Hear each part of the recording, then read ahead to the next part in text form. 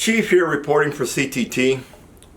I've been gone a couple of weeks. I was actually on vacation again. Wonderful vacation.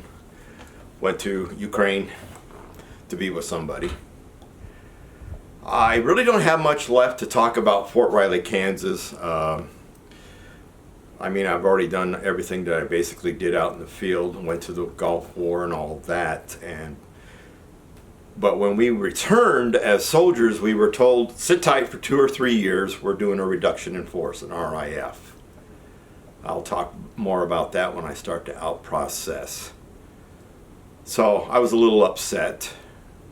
But when I first got to Fort Riley, Kansas, we lived in Manhattan. We rented a house in Manhattan and went to a store in Manhattan, Kansas, which was a college town, and there was a store that was selling Dungeons and Dragons stuff because that's when my interest was first starting, and I'd already been a dungeon master, and I had a group while I was working in the S3 shop, small group, and then I got a larger group when we moved into another house that actually belonged to the store owner.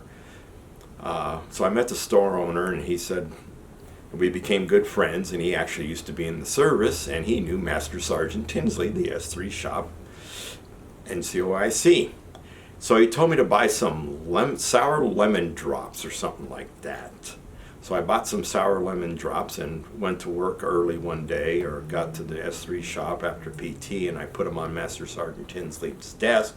He came in, looked at them, saw that I was the only one in the office, and put 2 and 2 together. He said, "Did you put these on my desk?" And I go, "I was told to." And then he goes, "How is Royal?" I said, "He's fine. He's got a store and he's doing really great."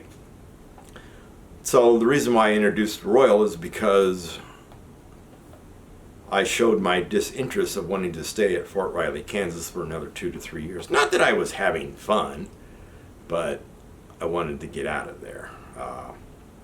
So Royal said, "Okay, talk to your missus, give me your full names, give me your ranks, give me your social security numbers. I know somebody." I'm like, "Okay." Talked to the missus. We decided, yeah, why not? And I also told them where we wanted to go. We were looking at Hawaii. We wanted to go to Hawaii.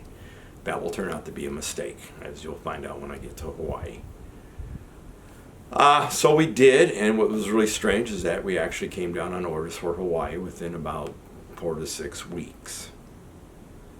So after the Gulf War, our first sergeant, I'm looking for the video of his speech. I'll probably look through this week and try to find it and make that next week's video, is his speech when we got back from the Gulf War at our award ceremony.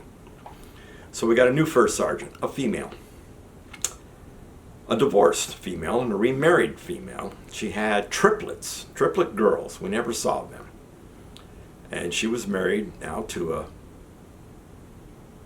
buck sergeant, an E5 buck sergeant who worked, I think, in the aviation brigade. And every time he came into the office to visit his wife, the first sergeant, he'd always come in with an attitude like, "Is my wife here?" And we're like, "You mean our first sergeant?" And he would be like, "Why are you calling her first sergeant?" "Well, that's what we're supposed to call her." So he had an attitude, and a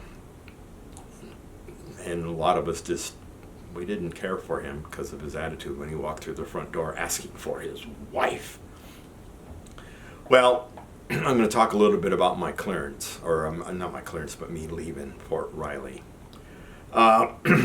We came down on orders, but we didn't get them, and we actually had a specialist that worked down in personnel that was assigned to us. She was supposed to take care of our orders. So we were going down together, me and the wife, to check on our orders, check on our status, and I don't remember exactly what month we came down on orders, but here it is, it was into December, and we're supposed to report, I think, the 1st of February, somewhere around there. So we're less than 60 days out, holiday season, and without orders, you can't make a lot of your appointments. So one day, I don't remember, I think it was around noon, we probably went down, checked on our orders, went out and had dinner, or not dinner, but lunch, and I came back to the office, had a brand new platoon sergeant who was totally worthless. He goes, "First sergeant's mad at you. You need to go see her." I said, okay. So I get in the office, and she slammed a pencil down on her desk, stood up and yelled at me, called me to parade rest and blah, blah, blah, blah, blah. And she says, I understand what you did. And I'm like, so I'm there with a big question on my face. What did I do? Supposedly, the female specialist that was handling our orders, I was upset. I screamed and yelled at her at the top of my voice and berated her and everything else in front of her peers and everybody else that was there. Now, the office where we went had like a row of maybe 6, 7 desks across. And I mean, and then there was desks beyond that and desks beyond that. This was a huge office. So for me to raise my voice, that means everybody in that office, probably about up to 30, 40, 50 individuals would have heard me screaming and hollering at this poor little specialist, telling her, you know, I want my orders now. Most bizarre story I heard in my life. So as I tried to defend myself, well, I could get my wife. And the first sergeant made this wonderful statement. No, I'm not going to allow your wife to come in here and lie for you. Oh, wow. Talk about integrity there, first sergeant. You don't want to believe 2 sergeants. Wow. So much for... And I was really taken aback that my first sergeant didn't ask me for my story first. Didn't ask me for my story at all, because as I tried, she just shut me up and said, get out of my office. You know, she didn't want to defend her soldier. Her soldier was wrong, according to the report she got. And what was really hilarious is that she says, you can no longer go down there with or without your wife to look for your orders. You'll have to get Sergeant so-and-so. You'll have to ask him, and he can go down there and look for you. Sergeant so-and-so was working in the orderly room, or the office, so to speak, when he got back. Now here's the funny part. Just went down there, talked to the specialist, and got, I don't know where your orders are at. Believe me, I'm looking for them every day, because, you know, you guys need your orders so you can start clearing, because you got to make appointments to clear a lot of stuff. So after getting berated by my first sergeant and my spineless platoon sergeant, I looked at him and said, don't you think that if I did what I supposedly did, that I would be sitting there waiting for one of you 2 to come pick me up? And he looked at me and he goes, yeah, you're probably right. Because I think their NCOIC probably would have held you in his office. And I said, yeah, so I didn't do what I did, but... And he kind of looked at me and he says, well, I'm not going to write you up. And I'm like, what do you mean write me up? You weren't there. You don't know what the facts are. So you're going to... I told you how leaderless this guy was. So, get done talking to him, and I find Sergeant so-and-so. I go, hi, Sergeant so-and-so. I'm supposed, per the first sergeant's instructions, I'm supposed to ask you kindly to go down and ask for my orders at personnel. And here's the funny part. In his hands, he had my orders. So I don't know why this specialist was out of the loop. But my orders were there. My wife came down from her company, like 2 doors down.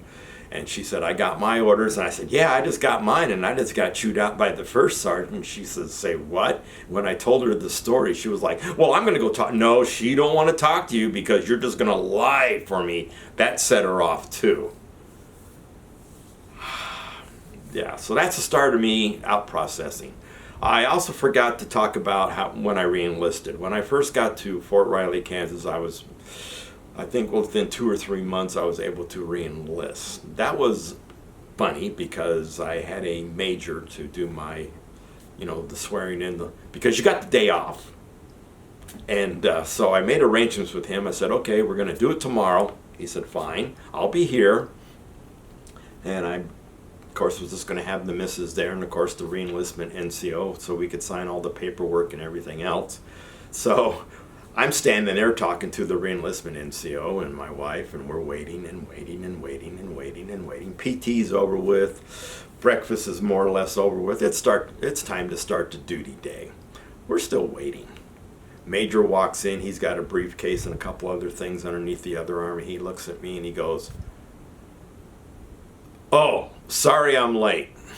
I said, "No problem, sir. Just swear me in so I can sign the paper and get the day off." And that's exactly what I did. Let's see, I talked about reenlistment and reduction in force. The reduction in force was really sad because throughout our out-processing of Fort Riley, we actually saw a number of captains that were being chaptered out, being let go, being told we don't have room for you anymore. Because like I said, when we returned from the Gulf War, we actually absorbed some of the people from the 1st Infantry forward, and the others just dispersed to units inside Germany. And like I said, before we went to the Gulf War, we got personnel from the 2nd Armored Division up from Fort Hood, and we absorbed them. They stayed with us also at that time.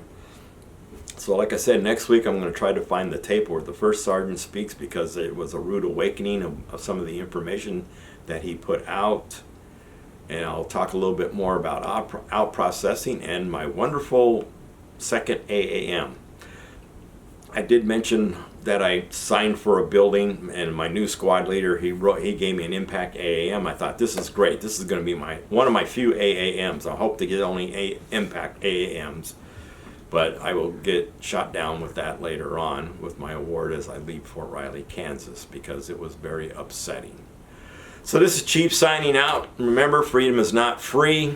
Hug a veteran, thank a veteran, and I'm a little bit sorry to hear the news that some of our military people are having to leave because they don't want to put up with some of the training that's being forced down their throats. That ain't Politics is supposed to be out of the Army, but it seems like politics is everywhere, and I'm a little upset right now. I hope it leaves. I can't wait for the pendulum to swing again, so politics is no longer the main topic of conversation that you're not supposed to talk about in the first place, especially at functions. Politics and religion, but what do we got? Politics like crazy. So this is Chief. Sorry I went off on a tangent there, but that's how the days are going here, and just very upsetting to hear some of the sad news and what's going on in the military right now. So remember, freedom is not free. Thank a vet, kiss a vet, hug a vet. Chief out.